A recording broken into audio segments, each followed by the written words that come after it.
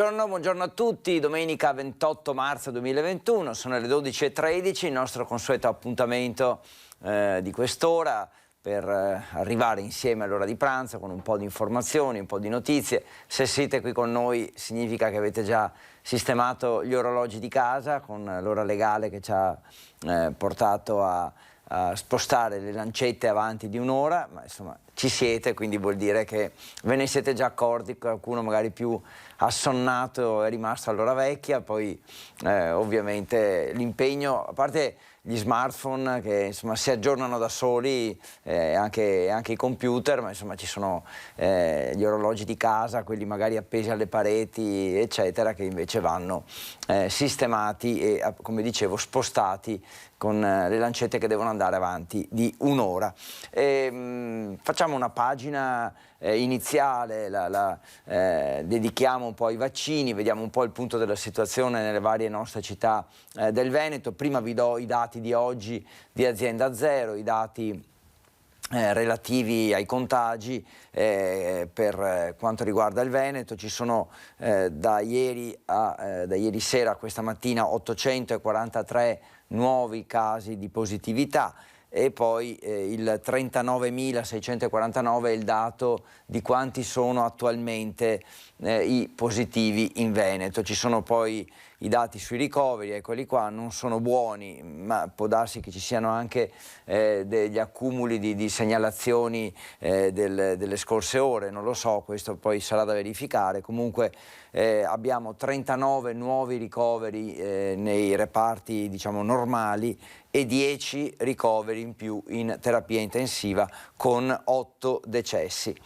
Prosegue, dicevo, naturalmente la campagna vaccinale, prosegue in tutto il Veneto, le varie ULSS con diciamo, la loro organizzazione sta procedendo a quanto pare spedita, insomma comincia anzi ad accelerare. Questa è un po' l'idea, che nelle prossime ore possa accelerare la campagna vaccinale. Partiamo dall'ULSS 7, la Pedemontana, quella relativa a Bassano e al territorio della Pedemontana. Vediamo un po', facciamo il punto della situazione con un servizio di Ferdinando Garavella. Accelera decisamente la campagna vaccinale nell'ULSS 7 Pedemontana, dove la platea dei cittadini che possono accedere alla vaccinazione scende fino ai 70 anni di età. Entro il 4 aprile sarà inoltre somministrata la prima dose a tutti gli over 80, ai soggetti fragili, al personale scolastico e a tutti gli appartenenti alle forze dell'ordine. La strada è ancora lunga e gli obiettivi ambiziosi che la sanità ha posto per superare l'emergenza coronavirus si possono raggiungere solo se ognuno fa la propria parte. È importante che la gente capisca che deve collaborare per la vaccinazione. Collaborare vuol dire che deve fare la segnalazione nel caso in cui non sia arrivata la lettera con la prenotazione, parlo sempre della fascia degli ultra ottantenni, o nel caso in cui non gli sia arrivata la telefonata per la vaccinazione. Ecco quindi cosa fare in questo caso.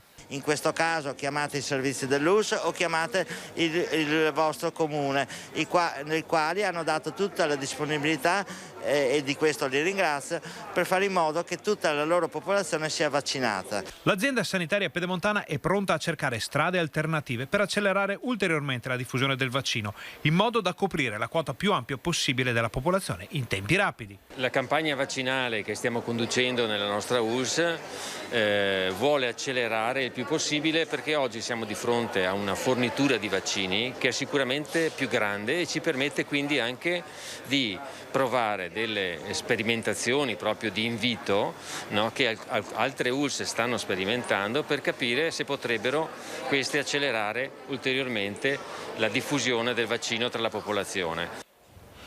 Quindi questa è la situazione dell'ULSS 7 Pedemontana. Qualche notizia in più che riguarda invece un panorama più nazionale, più generale. Si vedono i primissimi segnali di contenimento del contagio e le misure attuate stanno funzionando, ma la situazione è ancora molto seria. Ci sono oltre 3.600 persone in terapia intensiva per Covid, non possiamo permetterci di fare un passo troppo lungo. Questa è la dichiarazione del Ministro della Salute Roberto Speranza, quindi diciamo, il futuro è anche quello di un Green Pass vaccinale, quindi una carta verde, un pass che diciamo abbia e dia, penso, anche delle agevolazioni per chi è già vaccinato. Questa è una notizia che è proprio di questa mattina. Ancora di questa mattina, sì, il riassunto dei dati. Io vi ho dato i dati della notte con oltre 800 contagi. Nelle ultime 24 ore invece, questo è un po' il riassunto, diminuisce seppur lentamente la curva dei nuovi contagi in Veneto. Sono stati 1404 nelle ultime 24 ore e questa è un'altra notizia che arriva, che fa un po' il punto più generale, diciamo, della situazione. E ancora da Treviso invece c'è a Godega di Sant'Urbano, nel Trevigiano, la prima esperienza in Veneto della vaccinazione senza prenotazione per i nati del 1936. Anche il governatore Zaia ha fatto un sopralluogo, credo proprio in questi momenti, sta facendo un sopralluogo in questo punto vaccinale, un lieve sovraffollamento all'inizio a causa di utenti arrivati in anticipo, ma poi la successione delle somministrazioni è proseguita con fluidità, perché si va lì a seconda anche del mese di nascita, quindi ogni ora cambia la somministrazione per il mese di nascita, alle 10 ai nati di marzo, alle 11 quelli di aprile e così via. Ho detto un orario a caso, però non prendetemi alla lettera, vi dico solo che ogni ora c'è il cambio di mese di nascita, ripeto, per i nati nel 1936 a Treviso, che sono in tutto 4.700 circa. Adesso andiamo a Vicenza. Anche a Vicenza ovviamente un punto della situazione che va fatto nell'ULSS 8, un servizio di Gabriella Basso che ci dice che sono aumentate le postazioni in fiera, le postazioni dove viene somministrato il vaccino, e che è stato anche siglato l'accordo con i medici di medicina generale. Pfizer. Prima o seconda dose, signora? Seconda. È un via vai di gente in fiera a Vicenza tra chi si deve fare il vaccino e accompagnatori che dopo le ultime disposizioni confidano di potersi vaccinare, e un po' di confusione non è mancata. Io aspetto il medico di base. No, in realtà c'era arrivato un avviso che poteva farlo l'accompagnatore che avesse più di 75 anni, invece oggi hanno detto che è tutto revocato. Pensavo di poterlo fare accompagnando la mia signora, invece la circolare di stamattina dovrebbe essere che il prenotato, chi ha prenotato ha più di 80 anni, deve essere accompagnato da un 65enne. Quindi lei non è... Cioè 65enne sì, ma la signora non ha 80 anni. Intanto l'operazione vaccinazioni continua e l'Uslotto Berica amplia ulteriormente il punto vaccinale in fiera. I box a disposizione salgono da 12 a 21 e da lunedì nel parcheggio arriverà una tensostruttura per riparare da eventuale maltempo.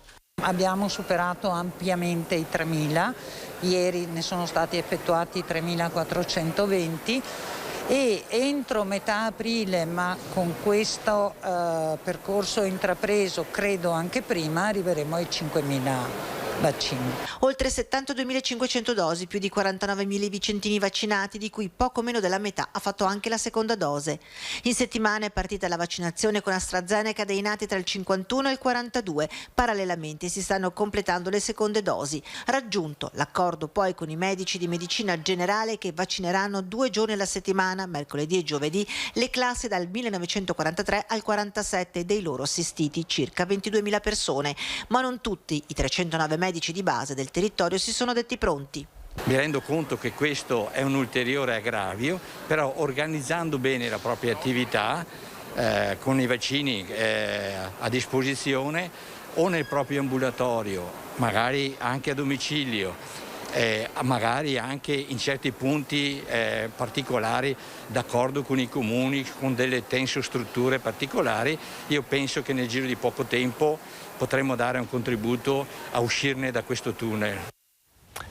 Ancora quindi aggiornamenti su questa vicenda, quindi da un lato i contagi, la curva, e dall'altro le vaccinazioni. Intanto in almeno 15 regioni italiane sono iniziata la somministrazione degli anticorpi monoclonali per la terapia di pazienti con sintomi lievi o moderati di Covid-19 che abbiano dei fattori di rischio, se ne parla tanto, quindi a quanto pare siamo passati alla fase più concreta proprio della somministrazione vera e propria. Abbiamo visto quello che sta accadendo nella Pedemontana e a Vicenza, adesso andiamo a Venezia, perché anche lì ci sarà a breve una svolta nella campagna vaccinale proprio a Piazzale Roma, insomma, che è l'anticamera del centro storico di Venezia. Da lunedì anche il centro storico di Venezia avrà la sua sede vaccinale che si va ad aggiungere alle altre dell'ULSS 3 Serenissima, e raggiungerla è davvero molto comodo perché è situata proprio qui a pochi passi da Piazzale Roma. Un'area di grande accessibilità soprattutto per anziani e disabili di fronte alle fermate dei vaporetti con ingresso da Rampa Santa Chiara. Qui noi contiamo di fare 400-500 persone al giorno. Andremo, considerate le caratteristiche della sede, anche a sgranare, a dilazionare nel tempo le persone in modo tale da garantirgli anche quel comfort nell'attesa necessario a delle persone anziane. Va ad aggiungersi all'altra parte della città, cioè all'ospedale civile in cui abbiamo vaccinato e stiamo continuando a vaccinare. Per quest'area insulare abbiamo previsto appunto anche alcune specifici punti, però non continuativi, a spot, come quello oggi di Burano e domani a Pellestrina, dove vaccineremo tutti gli ultraottantenni. Il punto vaccinale è situato in una palazzina appena restaurata, destinata a ospitare la Banca Popolare di Sondrio, che però in questa fase ha rinviato il proprio ingresso nei locali per metterli al servizio della comunità. Il nostro è un piccolo contributo. Venezia fa, come abbiamo visto, i 1600 anni di fondazione, così come la nostra banca fa i 150 anni. Il centro è attrezzato anche per poter accompagnare chi ha problemi di deambulazione o è impossibilitato a fare le scale. L'ULSS 3, che fa sapere di essersi attivato per rendere le linee di prenotazione più efficienti riducendo i tempi di attesa, dopo i problemi dei giorni scorsi, lancia un messaggio. Iscrivetevi, prenotatevi, i posti ci sono, contattate tramite web l'azienda o tramite CUP e lì troverete una risposta nei prossimi giorni per la vaccinazione. Quindi questa è la situazione a Venezia, o meglio quello che accadrà nelle prossime ore. Si sta per partire anche lì con questa campagna vaccinale rinforzata. Ci fermiamo per un attimo, poi torniamo, ci sposteremo in altopiano e torneremo anche a parlare ovviamente della sanità.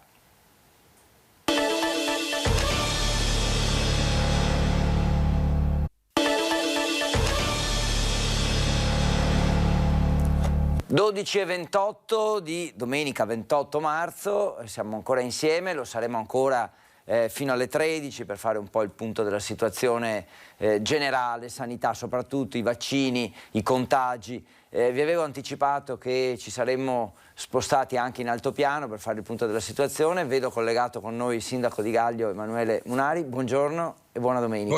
Buongiorno. Buongiorno a tutti, buongiorno Federico. Grazie Emanuele. Che niente, insomma un po' l'idea era quella di fare con lei anche un po' il punto della situazione, contagi, vaccini, turismo, da dove partiamo? Oddio, da dove vuoi, partiamo da dove vuoi. E allora partiamo dai contagi, un po' qual è la situazione da voi? Sì, allora sì, noi abbiamo una situazione che da circa 4 settimane è tornata a salire, seppur leggermente, ma comunque i dati sono sempre in sensibile aumento di settimana in settimana. Siamo a circa 142 positivi su tutto l'altopiano. Diciamo un dato confortante se calcoliamo che un paio di mesi fa, circa 2 mesi e mezzo fa, eravamo a 400 persone positive con diversi ricoverati. Quindi la situazione è andata via via migliorando, adesso da circa 2-3 settimane invece è tornata a crescere, però confidiamo e facciamo sempre un appello a tutti i nostri concittadini affinché veramente si impegnino ancora di più per rispettare le norme, per far sì che questi numeri tornino a scendere quanto prima, perché speravamo che con la zona rossa almeno i dati fossero in calo, invece seppur leggermente in aumento, ma sono in aumento, quindi vuol dire che qualcosa non sta ancora funzionando per bene. Forse si vedrà tra qualche giorno allora l'effetto delle restrizioni, perché insomma così in via molto generale leggevamo che un leggerissimo calo di contagi comincia a vedersi, quindi magari insomma è questione ancora di qualche giorno, da voi speriamo, incrociamo le dita naturalmente. Sulle vaccinazioni invece, Sindaco, come siete organizzati? Sulle vaccinazioni noi siamo in linea e il 2 di aprile presso il palazzetto del comune di Roana, presso Canove, ci sarà l'ultimazione appunto delle vaccinazioni degli over 80, che sono circa 500 in lista. Quindi un grande sforzo fatto e messo in campo dall'amministrazione comunale, e quindi speriamo che almeno gli over 80 vengano messi in sicurezza quanto prima. Poi per tutto il resto della popolazione siamo in linea purtroppo con i dati, a mio avviso ancora leggermente negativi per il numero dei vaccini che si stanno facendo anche qui nel Veneto, e speriamo che qualcuno da Roma possa risolvere questa situazione per far sì che chi come il Veneto si sta attrezzando, chi come l'Altopiano si è attrezzato con 1-2 punti di vaccinazione, possa veramente sfruttarli appieno questi centri di vaccinazione, perché vorrebbe dire mettere in sicurezza il più alto numero possibile di cittadini, perché noi siamo consapevoli che man mano che aumenteremo la percentuale di vaccinati, sicuramente in diretta proporzione diminuiranno i contagi e i positivi. Certo, quindi anche in altopiano insomma siete pronti, cioè, la questione è che arrivino i vaccini, perché se arrivano sì, anche da voi l'organizzazione è pronta ad accelerare, ad aumentare le somministrazioni. Sì, certo, noi siamo partiti con il centro vaccinale in Unione Montana, poi per esigenze anche di spazi e perché appunto si prevedeva un certo numero, un certo aumento di vaccini giornalieri, l'amministrazione comunale di Roana ha messo a disposizione un palazzetto molto più grande, quindi noi avremo oggi 2 punti di vaccinazione pronti, già testati, già operativi. Si tratta di usarli, ecco, si tratta di usarli. Qual è un po' lo stato d'animo da voi, fra i residenti, in linea col resto del Veneto? Insomma, c'è un po' di preoccupazione che continua a essere molto forte.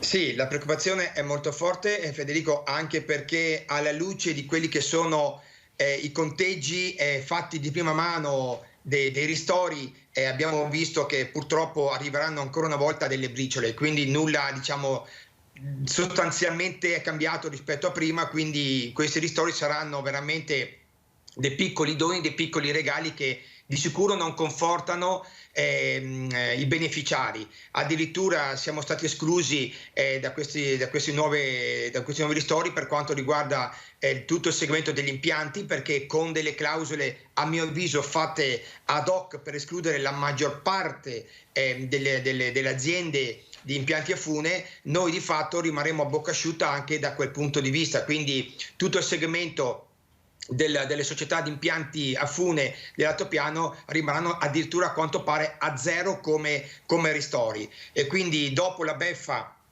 che stiamo subendo, che hanno subito i nostri albergatori, che appunto riceveranno delle briciole, ma come sempre dico devono mantenere le loro strutture aperte anche d'inverno per non far ghiacciare le tubazioni per esempio dell'acqua dei termosifoni. Quindi dopo gli alberghi che sono veramente stati bistrattati da tutto e da tutti, oggi ci aggiungiamo anche le imprese appunto a fune che per quanto riguarda almeno l'altopiano sembrerebbero totalmente escluse. Ma quindi, perché? Cioè, quali sono le motivazioni? Ci sono dei criteri che in pratica andrebbero verso una direzione che gli impianti a fune, le società che gestiscono questi impianti sarebbero ristorabili, seppur con numeri comunque bassi, solo se sono tra di loro in collegamento, tra di loro insomma collegabili. Noi abbiamo dei compressori che tra di loro non sono collegabili perché sono ovviamente dislocati in posizioni diverse, e questo sarebbe un elemento che non li farebbe rientrare nel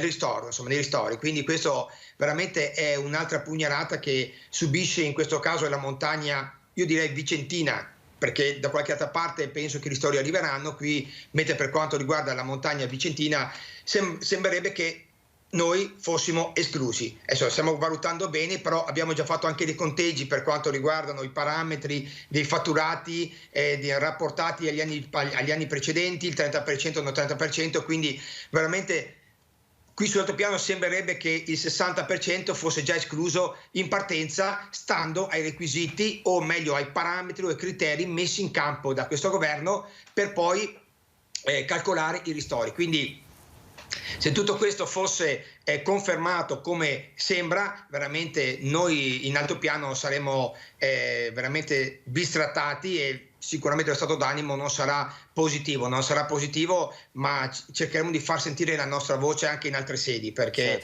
io ritengo che al di là di una montagna rispetto ad un'altra siamo tutti cittadini italiani, siamo tutti cittadini veneti, quindi non credo che debbano essere fatti dei criteri che vanno a discriminare una montagna rispetto ad un'altra, una località rispetto ad un'altra, una persona rispetto ad un'altra, quindi una ditta rispetto ad un'altra. Quindi su questo siamo abbastanza con il mal di pancia, perché riteniamo veramente ingiusto quello che sta succedendo. Brutta notizia, è vero, però insomma non mollate, naturalmente cercate di far sentire la vostra voce, noi siamo al vostro fianco. E ultimo passaggio sul turismo, in questi giorni, in questi prossimi giorni anche di Pasqua, che cosa consentono le norme e che cosa vi aspettate?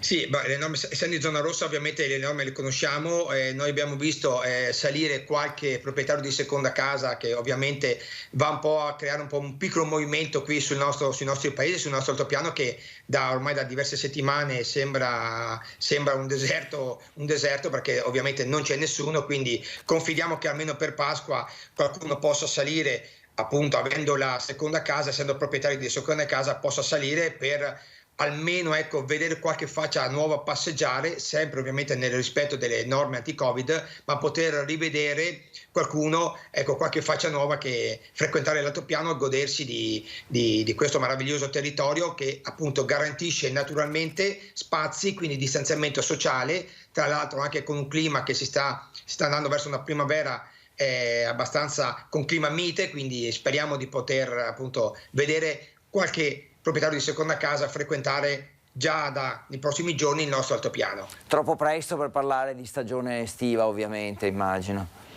Sì, noi infatti ci stiamo interrogando anche per capire cosa mettere in programma anche con le manifestazioni e la promozione turistica, però effettivamente ad oggi non abbiamo un orizzonte ben chiaro, addirittura sembrerebbe che la zona rossa sia prorogata fino ai primi di maggio, quindi è molto difficile pensare oggi un qualcosa per la prossima estate. Io spero, mi auguro che la prossima estate sia come quella dell'anno scorso, cioè i contagi che sono quasi a zero, quindi una apertura totale per garantire almeno luglio e agosto un po' di linfa, un po' di economia, un po' di occupazione per tutti noi, soprattutto per noi dell'altopiano che viviamo in un paese di turismo e quindi con i turisti. Speriamo vivamente in questo, però per programmare una stagione vanno presi degli impegni prima, anche economici, anche contrattuali, ed oggi noi non ce la sentiamo di rischiare di buttare via del denaro pubblico per magari organizzare anche qualcosa di positivo che poi dovremmo in qualche modo annullare. Quindi purtroppo dobbiamo aspettare e cercheremo di salvare il salvabile quando avremo più chiara la situazione del Covid, dei contagi, e soprattutto più chiara anche quella che sarà la strategia del governo, perché ripeto, ancora oggi viaggiamo di 15 giorni, quindi purtroppo nulla è cambiato rispetto a un anno fa, a 6 mesi fa, e dobbiamo farcene una ragione e navigheremo un po' a vista. Sì, quindi ovviamente sarebbe questo il momento in cui programmare, spendere, investire, però non potendolo fare, insomma, si farà quello che si può quando le norme ve lo consentiranno, questo è più che comprensibile. Certo Federico, perché noi la programmazione estiva la si fa appunto adesso, nei mesi di gennaio, di febbraio, ovviamente infatti. A marzo, perché si deve prenotare tutto, programmare, scegliere le date, fare i contratti, quindi è un lavoro lungo, d'estate si fa l'inverno, d'inverno si fa l'estate, però oggi effettivamente, al di là di qualche cosa già consolidata, oggi non possiamo permetterci appunto di buttare via dei soldi nel cercare di organizzare comunque qualcosa che poi magari inesorabilmente dobbiamo annullare perdendo appunto dei soldi. Quindi aspettiamo un attimo e cercheremo di fare quello che il tempo ci permetterà di fare. Certo. Grazie mille Sindaco per l'aggiornamento, Grazie. in bocca al lupo, buona domenica, 12:39, quasi ora di pranzo. Ha spostato le lancette degli orologi, anche quelle di casa, sì, tutto a posto con l'ora legale. Certo. Sì. Bene. Certo, grazie ancora Federico Grazie. e saluto tutti i telespettatori di Rete Veneta. Buona giornata e buona domenica a tutti. Grazie Sindaco, Grazie. buona giornata a lei. 12:40 dicevo, allora un'altra breve pausa, poi torniamo, cerchiamo di toccare anche altri argomenti oltre quello della pandemia.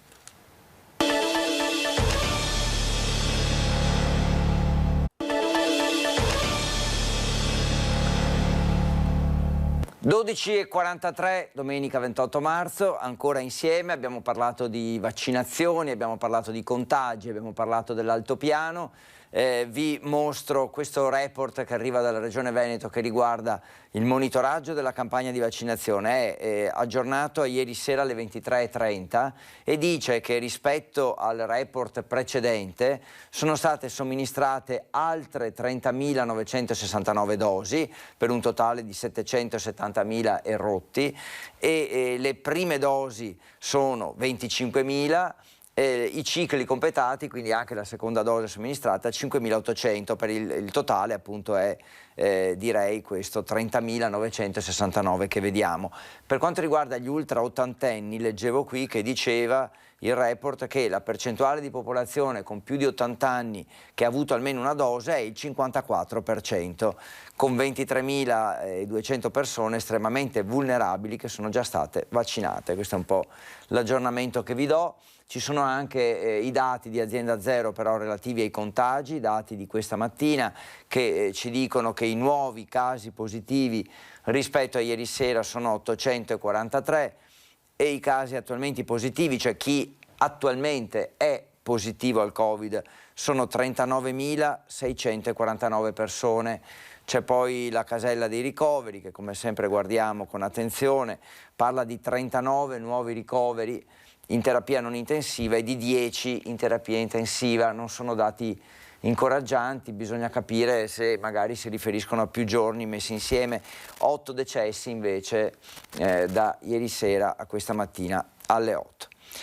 E dicevo, proviamo anche un po' a cambiare argomento, ogni tanto lo facciamo andando a Venezia dicendo che la città, o in particolare il bacino di San Marco, dice addio alle grandi navi che attraccheranno a Marghera, una decisione che divide la città. Sentiamo.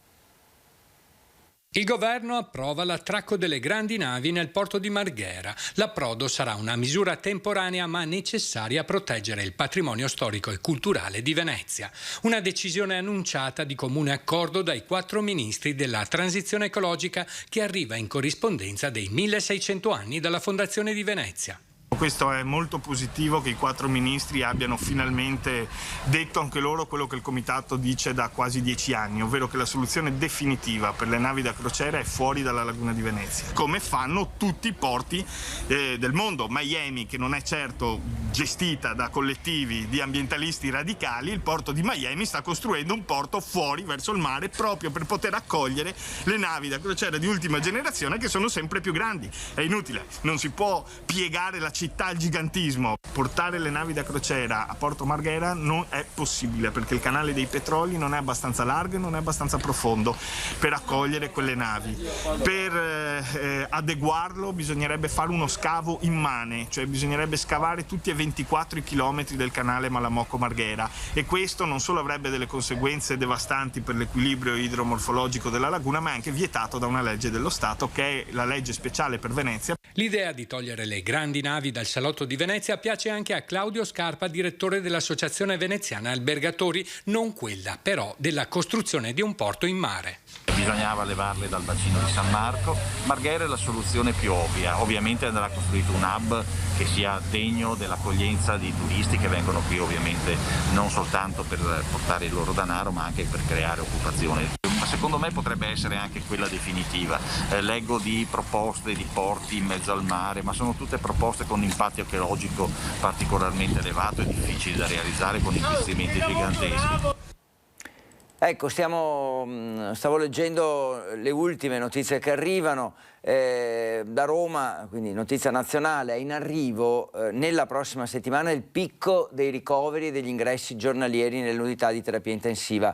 Se questo è un segnale positivo, cioè che stiamo arrivando al picco, la situazione è comunque critica per i livelli raggiunti, di conseguenza non bisogna abbassare la guardia. Lo dice Giovanni Sebastiani, un matematico dell'Istituto per le applicazioni del calcolo del Consiglio nazionale delle ricerche, il CNR, che ha fatto appunto questa analisi.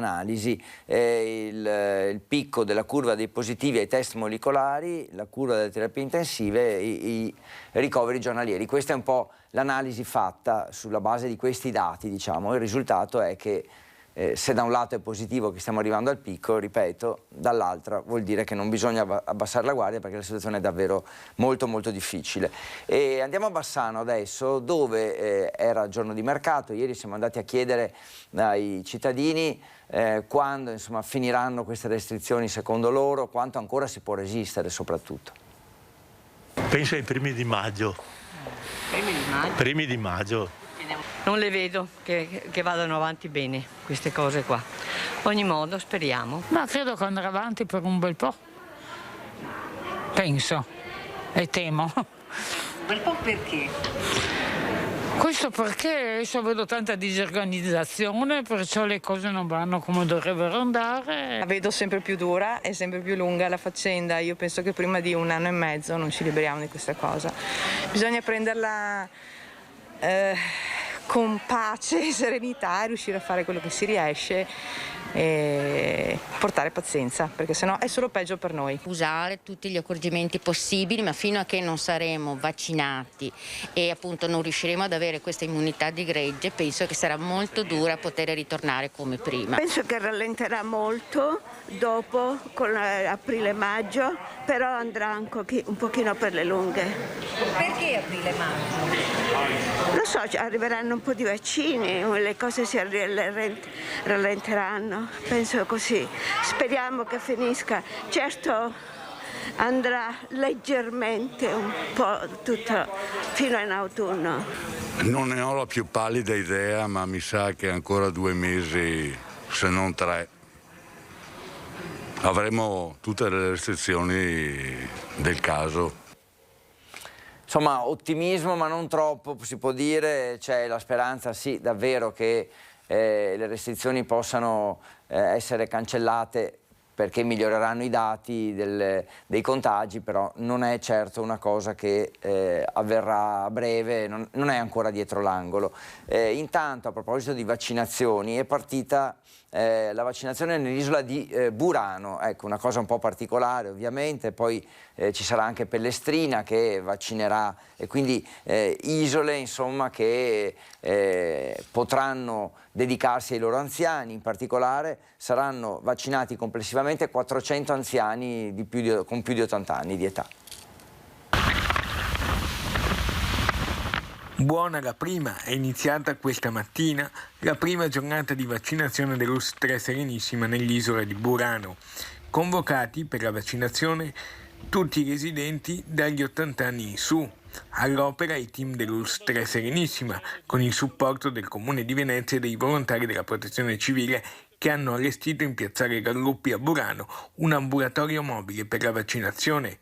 Il direttore generale dell'ULSS 3 Serenissima ha voluto essere presente in isola. Forte appello per aderire alla vaccinazione. Presenti anche l'assessore Venturini e il delegato del sindaco Scarpa Marta. Domani, domenica, si replica con gli stessi orari al Palazzetto dello Sport di Portosecco per Pellestrina. Complessivamente saranno vaccinati circa 400 anziani. Un impegno logistico organizzativo importante per arrivare nei posti più distanti rispetto ai punti vaccinali classici per offrire un servizio. Oggi saremo a Burano, domani saremo a Pellestrina, che sono appunto le 2 isole più distanti rispetto al centro storico di Venezia. Ovviamente l'impegno è continuare così, continuare a vaccinare più persone possibili, più velocemente possibile. Come consigliere delegato alle isole del Comune di Venezia siamo pronti appunto anche per la seconda vaccinazione. Un ringraziamento di cuore all'ULSS veneziana, alla Regione Veneto, al Comune di Venezia e alle municipalità del Lido Pellestrina e alla municipalità di Venezia Centro Storico. Quindi grazie a tutti, appunto, i medici, alla direzione dell'ULSS. Ecco la situazione dunque nella laguna, con le varie isole interessate. Cambiamo un po' argomento, in attesa di vedere se arrivano altre informazioni dell'ultima ora relative a vaccini o a contagi. Alle 12.52 qualcosa che possa avere a che fare con l'enogastronomia, perché questo è stato ed è un anno straordinario per l'olio della Pedemontana. Scopriamo perché. L'annata olearia è andata in archivio e già si lavora negli oliveti per portare alla luce il filone dell'oro verde della Pedemontana. La produzione è stata minore rispetto agli anni precedenti, ma la qualità delle olive e dell'olio si è rivelata molto alta. Per la nostra cooperativa l'annata olearia è stata eccezionale, abbiamo lavorato oltre 12.000 quintali di olive, quindi una gran bella produzione. La qualità però di quest'anno è stata eccezionale veramente, abbiamo riscontrato dei valori organolettici molto elevati. Il motivo? Presto detto, parte del merito è del clima. Il periodo di ottobre, che è stato un periodo molto freddo, il più freddo forse negli ultimi anni, forse nel 92 erano stati registrati dei valori di temperatura come l'ottobre del 2020. Questo ha rallentato un po' anche la maturazione dell'oliva, che quindi abbiamo iniziato con rese più basse, però d'altro canto abbiamo avuto la possibilità di avere oli con profumi migliori. La risposta del mercato è stata molto positiva nonostante le difficoltà legate all'emergenza coronavirus. L'olio di Pove è un olio veramente molto apprezzato e anzi i consumatori hanno imparato a riconoscere proprio l'olio e quindi dargli loro il giusto valore. Le restrizioni e i disagi causati dall'emergenza hanno avuto un impatto minore di quanto si presupponeva all'inizio dell'annata olearia. Ecco perché. La gente che vuole approvvigionarsi nei momenti buoni di viabilità libera è venuta e quindi il frantoio ha sempre lavorato, l'olio c'è e vengono anche da lontano. Però ecco, non è stato un blocco continuo, per cui mediamente la nostra cooperativa ma anche gli altri frantoi hanno lavorato bene. Con i dati siamo a questo numero 1404, che è il dato dei contagi nelle ultime 24 ore in Veneto, quindi un dato che riassume le ultime 24 ore. 1759 invece le 24 ore precedenti, quindi insomma in teoria a vedere questi dati è una diminuzione seppure lenta della curva dei contagi, bisogna capire se si consoliderà, ecco, quindi prima di darlo per assodato, insomma, è meglio essere prudenti come sempre facciamo anche noi, quindi mai abbassare la guardia e aspettare ancora prima di trarre delle conclusioni. Una opera importante del nostro territorio, del nostro nord-est, è sicuramente la Pedemontana Veneta. C'è qualche nodo da risolvere sulla viabilità locale e la Regione è al lavoro per farlo. Sentiamo. Scatta il conto alla rovescia per l'apertura di un nuovo tratto della strada Pedemontana Veneta, che metterà in collegamento il Bassanese con Montebelluna. Ci vorrà ancora qualche giorno, ma l'obiettivo è ormai a portata di mano. E vuol dire mettere a stretta sinergia, a stretto contatto due importanti realtà, cioè la nostra Bassanese con tutta la zona del Trevigiano. Ci sono alcuni ritardi dovuti all'approvvigionamento del materiale proveniente dall'estero e ci sono le storiche criticità legate alla galleria di Castelgomberto e agli innesti ai due capi del nastro d'asfalto. L'asta completa di 90 km si conta nel giro di poco tempo di poterla inaugurare totalmente. Le premesse sono comunque positive. Vediamo già che solamente il tratto che è stato aperto, quindi da Bassano alla Val d'Astico, sta già dando importanti risultati sia in termini di numeri ma anche per le tante aziende, per i tanti cittadini che la utilizzano ogni giorno. Si può dire tranquillamente che è un'infrastruttura che ci sta cambiando la vita. L'arrivo di un'arteria di queste proporzioni sta creando alcuni problemi alla viabilità minore e a Rosà ne sanno qualcosa. Infatti su questo come Regione abbiamo già attivato una serie di tavoli con gli enti locali per capire anche dove intervenire. Uno su tutti è Rosà, che lo sappiamo benissimo, il famoso problema di Rosà, e qui l'assessore De Berti ci sta già lavorando assieme all'amministrazione comunale. Andiamo a Padova adesso, apriamo una parentesi padovana, in realtà alta padovana per la precisione, perché dopo la scomparsa recente del sindaco Bolis, il sindaco di Carmignano, è mancato a causa del Covid l'anziano parroco di Camazzole, Don Gianfranco Mazzon. Non ce l'ha fatta Don Gianfranco Mazzon, da oltre 25 anni parroco di Camazzole di Carmignano di Brenta. Era ricoverato in rianimazione a Cittadella dopo i sintomi da Covid. Don Mazzon, 78 anni, si era messo subito in isolamento domiciliare dopo che il confratello, il parroco di Carmignano di Brenta Don Egidio, con il quale pranzava spesso in canonica, era risultato positivo al Covid. La malattia si era manifestata dopo qualche giorno anche per Don Mazzon, costringendolo al ricovero in terapia intensiva a Cittadella. Prima del suo servizio pastorale a Camazzole, Don Gianfranco, che era originario di San Giorgio in Bosco, aveva svolto il suo ministero a Quinto Vicentino. Un altro lutto di una personalità importante per il paese di Carmignano, dopo la recente scomparsa del sindaco Alessandro Bolis. Una persona che ricordo con grande affetto, una persona umile, disponibile, sempre al servizio della sua comunità, in particolare quella parrocchiale di Camazzole, dove lui celebrava da oltre 25 anni. Don Gianfranco era una persona ben voluta da tutti i suoi parrocchiani, lui sentiva forte l'affetto che c'era nei suoi confronti ed è per questo che molto spesso ha espresso la volontà di essere sepolto proprio nel cimitero della frazione che considerava una sua famiglia. E prima di salutarci rimaniamo a Padova perché cosa è successo a fine primavera del 1221, 800 anni fa esatti? Un naufragio aveva fatto sbarcare in Italia in modo avventuroso il frate portoghese Antonio, cioè Sant'Antonio, stiamo parlando di lui naturalmente. Oggi la rievocazione di quello sbarco a Capo Milazzo in provincia di Messina. Antonio si è sentito accolto dalla gente della Sicilia, di Milazzo, la tradizione in particolare lo vede qui, lo vede a Messina e questo diventa certamente per noi poi un segno importante perché tutta la vita di Antonio è fatta di accoglienza. Il 25enne Fra Antonio si imbarca dal Marocco per tornare nella sua patria, il Portogallo. Venti contrari spingono però la nave verso il centro del Mediterraneo con un rovinoso naufragio in Sicilia e precisamente al promontorio di Capo Milazzo, Messina. Qui viene assistito dai pescatori e poi dai confratelli francescani, con i quali raggiungerà a fine maggio Assisi per incontrare frate Francesco. 800 anni dopo la rievocazione di quei fatti con il rettore del santo, padre Svanera, e la reliquia di Antonio imbarcati su un mezzo della Guardia Costiera che li ha prima portati alla baia di Sant'Antonio. Quindi il trasbordo nel gommone per l'approdo alla spiaggetta sotto il santuario con un momento di silenzio e di preghiera. Infine la risalita lungo la scogliera per arrivare al santuario della grotta per una breve celebrazione religiosa.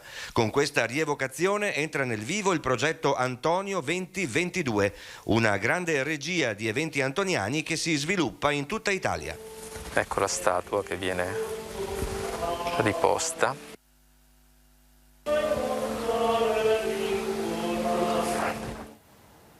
Sono le 13, dopo questo servizio su Sant'Antonio ci salutiamo, vi ringrazio per averci seguito per questa ora, siamo stati in compagnia per fare un po' il punto della situazione, naturalmente torniamo e rimanete con noi tutto il pomeriggio per seguire i nostri programmi e poi torneremo con i nostri notiziari questa sera a partire dalle 18:50 con il TG di Bassano, poi naturalmente anche quello di Vicenza.